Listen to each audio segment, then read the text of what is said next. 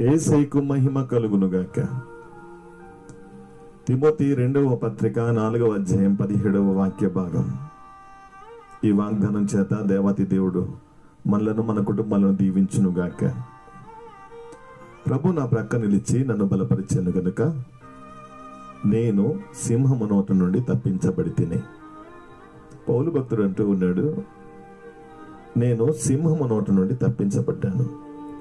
ఈ రోజున మనం ఏ సింహము నోట నుండి తప్పించబడాలి? 1 పేతురు 5:8లో చెప్పినట్టుగా అపవాది సాతాను అను సింహము నోట నుండి మనం తప్పించబడాలి. సాతానుడు ఈ రోజున నిన్ను, నీ కుటుంబాన్ని మిరింగివేయడానికి అనేకమైన పరిస్థితులను మరి తీసుకుని వస్తూ ఉన్నాడు. శోధనలను, లోక మాలిన్యాన్ని మరి తీసుకుని వస్తూ ఉన్నాడు. ఆపదలను తీసుకుని వస్తున్నాడు. కరువు కాటకాలను తీసుకుని వస్తూ ఉన్నాడు.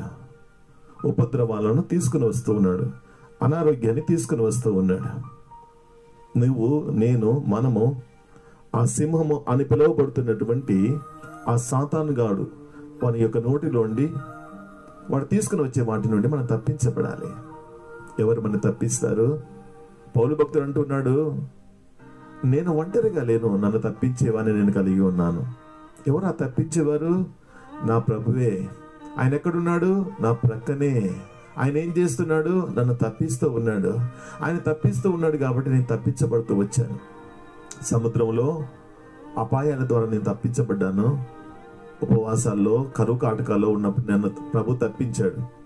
ఈ రోజున అదే దేవుడు మిమ్మల్ని కూడా తప్పించనై ఉన్నాడు. మీ కుటుంబాన్ని తప్పించనై ఉన్నాడు.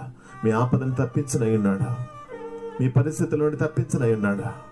మీకు, మీ కుటుంబాలకు దేవాతి దేవుని యొక్క కృప మెండుగా తోడయుండును గాక. ఆమేన్.